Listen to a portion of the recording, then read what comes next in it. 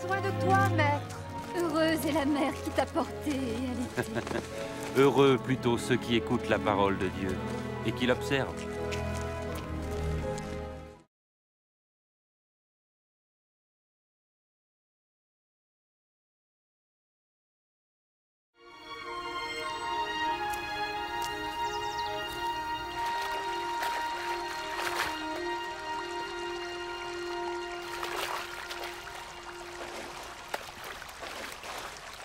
Apprends-nous à prier, comme Jean l'a appris à ses disciples. Quand vous priez, dites « Notre Père qui es aux cieux, que ton nom soit sanctifié, que ton règne vienne, que ta volonté soit faite sur la terre comme au ciel. Donne-nous chaque jour notre pain quotidien. Pardonne-nous nos offenses, comme nous pardonnons aussi à ceux qui nous ont offensés. Protège-nous contre la tentation et délivre-nous du mal. »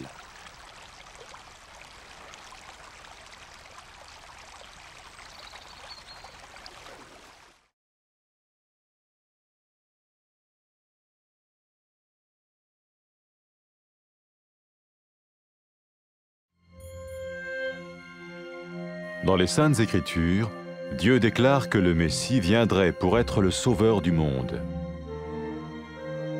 La vie de Jésus prouve qu'il est bien celui dont les prophètes avaient parlé. Ésaïe a prophétisé que la Vierge deviendrait enceinte et qu'elle enfanterait un fils. Des siècles plus tard, la naissance de Jésus accomplissait cette prophétie.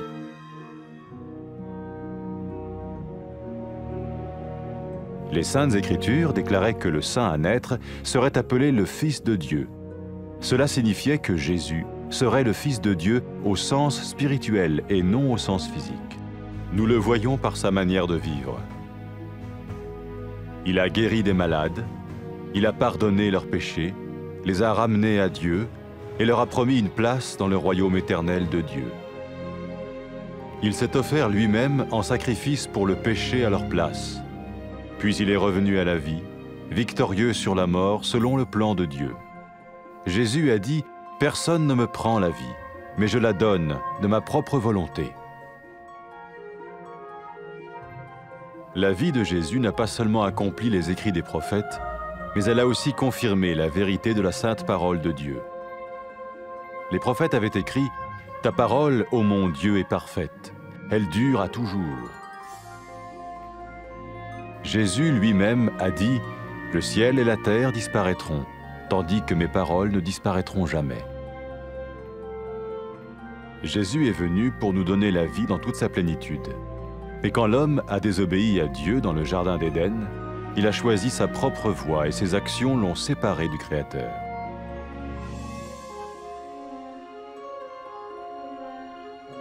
Les Saintes Écritures déclarent que tous ont péché et que le salaire que paye le péché, c'est la mort. Il s'agit de la mort spirituelle, éternelle séparation d'avec Dieu.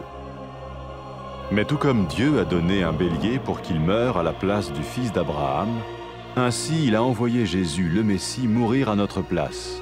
Sa vie, sa mort et sa résurrection restaurent la relation entre Dieu et tous ceux qui mettent leur confiance en lui. Maintenant, non seulement Jésus pardonne les péchés de ceux qui le suivent, mais il les sauve aussi du jugement éternel de Dieu. Ils sont sûrs d'aller au paradis et de vivre avec lui pour toujours. C'est cette vie et cette liberté de la culpabilité et du pouvoir du péché que Jésus offre à chacun aujourd'hui. Cela ne veut pas dire suivre une religion, mais choisir d'avoir foi en Jésus qui dit « Je me tiens à la porte et je frappe. Si quelqu'un entend ma voix et ouvre la porte, j'entrerai chez lui. » Cela veut dire se tourner vers Dieu et croire que Jésus vient dans nos vies pardonner nos péchés et nous rendre tels qu'il veut que nous soyons. Il ne suffit pas d'approuver intellectuellement ce qu'il dit, ni de vivre une expérience émotionnelle. Nous le recevons par grâce, au moyen de la foi, par un acte de notre volonté. Lorsque quelqu'un est prêt à suivre Jésus le Messie, il peut lui parler par une simple prière. Peut-être êtes-vous prêt maintenant à ouvrir votre vie à Dieu. Si oui, vous pouvez vous joindre à la prière suivante, silencieusement. dans votre cœur. Seigneur Jésus, j'ai besoin de toi. Merci d'être mort sur la croix pour mes péchés.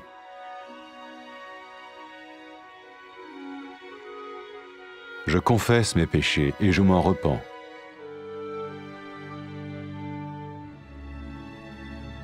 Je t'ouvre la porte de ma vie et je te reçois comme mon Sauveur et Seigneur.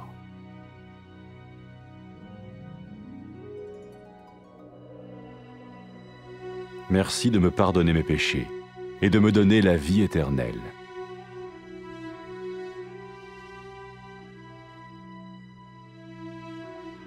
Fais de moi le genre de personne que tu veux que je sois. Maintenant que je deviens l'un de ceux qui te suivent. Amen.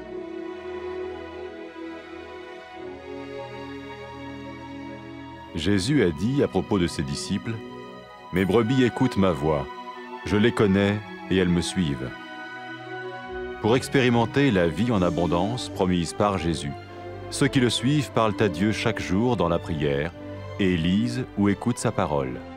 Ils parlent de lui à d'autres personnes et rencontrent régulièrement ceux qui l'aiment et le suivent. N'oubliez pas sa merveilleuse promesse. Tout pouvoir m'a été donné dans le ciel et sur la terre. Et sachez-le, je vais être avec vous tous les jours, jusqu'à la fin du monde.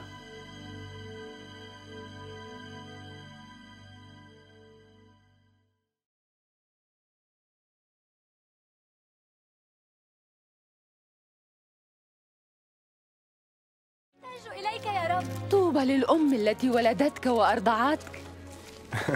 بل طوبى للذين يسمعون كلام الله ويطيعونه.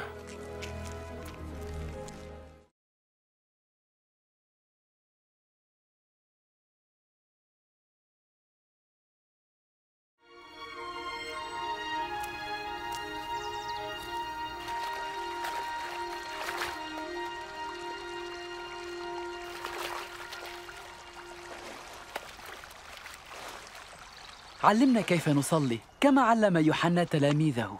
متى صليتم قولوا: أبانا الذي في السماوات، ليتقدس اسمك، ليأتي ملكوتك، لتكن مشيئتك كما في السماء كذلك على الأرض. خبزنا كفافنا أعطنا اليوم، واغفر لنا خطايانا كما نغفر لمن يذنب إلينا، ولا تدخلنا في تجربة، لكن نجنا من الشرير.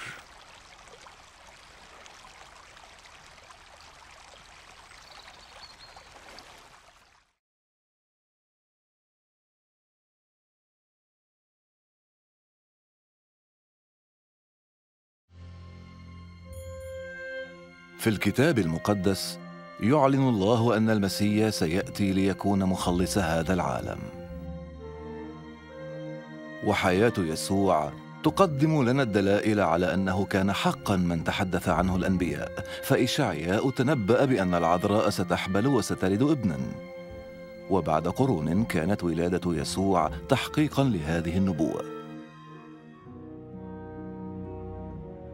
أعلن الكتاب المقدس أيضاً أن القدوس المولود من العذراء سيدعى ابن الله، وهكذا كان يسوع ابناً لله، ليس من منظور جسدي طبيعي بل من ناحية روحية. ونحن نرى هذا واضحاً في الكيفية التي عاش بها يسوع حياته، إذ شفى المرضى وغفر خطاياهم وردهم إلى الله، واعداً إياهم بنصيب في ملكوت السماوات، ثم قدم نفسه ذبيحة للتكفير عن خطاياهم، وقام ثانية قاهراً الموت. قال يسوع عن حياته: ليس أحد يأخذها مني، بل أنا أضعها من ذاتي. لم تتمم حياة يسوع نبوات الأنبياء فقط، لكنها أكدت أيضاً حق كلمة الله المقدسة، فقد قال الأنبياء قبلاً: إلى الأبد يا رب كلمتك مثبتة في السماوات. ويسوع نفسه قال: السماء والأرض تزولان، لكن كلامي لا يزول. جاء يسوع ليمنحنا ملء الحياة، لكن الإنسان عصى الله في جنة عدن مختاراً أن يحيا كما يريد، وبهذا انفصل الإنسان عن خالقه. يعلن لنا الكتاب المقدس أننا جميعاً أخطأنا، ويعلن أن عقاب الخطية هو الموت، أي موتاً روحياً بابتعاد أبدي عن الله. لكن كما قدم الله لإبراهيم ذبيحة كبش عوضاً عن ابنه، هكذا أرسل الله يسوع المسيح ليموت بدلاً عنا. وهكذا أصلحت حياة يسوع وموته وقيامته العلاقة بين الله ومن يؤمنون به. وأولئك من يتبعون يسوع لا ينالون فقط غفران الخطايا، لكنهم قد نجوا أيضاً من دينونة الله الأبدية، ضامنين لهم مكاناً في الفردوس مع الله إلى الأبد. يقدم لك يسوع اليوم حياة جديدة وخلاصاً من سلطان الخطية، وهذا لا يعني اتباع دين جديد، لكنه إيمان بعمل يسوع الذي قال: ها أنا واقف على الباب وأقرع، إن سمع أحد صوتي وفتح الباب أدخل إليه. وهذا يعني أيضاً اللجوء إلى الله، واثقاً أن يسوع سيدخل حياتك غافراً خطاياك ومغيراً إياك إلى الإنسان الذي يريده. ولا يكفيك أن توافق فقط على ما تسمع الآن أو أن تختبر شعوراً عاطفياً، فنحن نقبل نعمة يسوع بالإيمان تعبيراً عن إرادتنا هذه.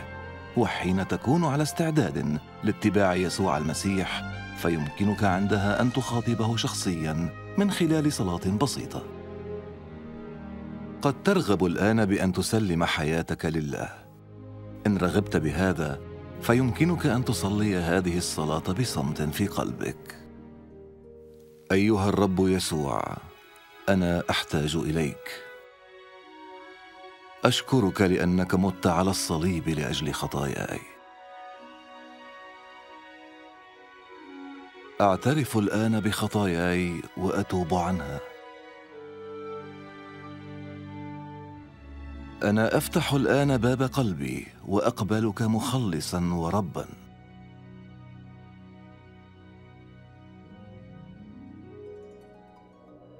أشكرك لأنك غفرت لي خطاياي ومنحتني حياة أبدية.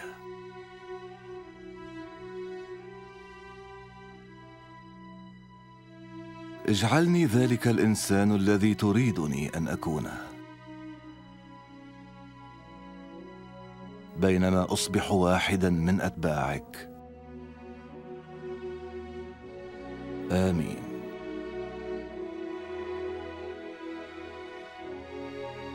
قال يسوع عمن يؤمنون به: خرافي تسمع صوتي وأنا أعرفها فتتبعني.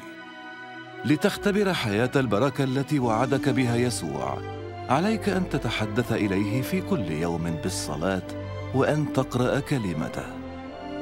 أخبر عما صنعه في حياتك، والتقي بآخرين ممن أحبوه وتبعوه، وتذكر وعده الرائع: دفع إلي كل سلطان في السماء وعلى الأرض، وها أنا معكم كل الأيام إلى انقضاء الدهر.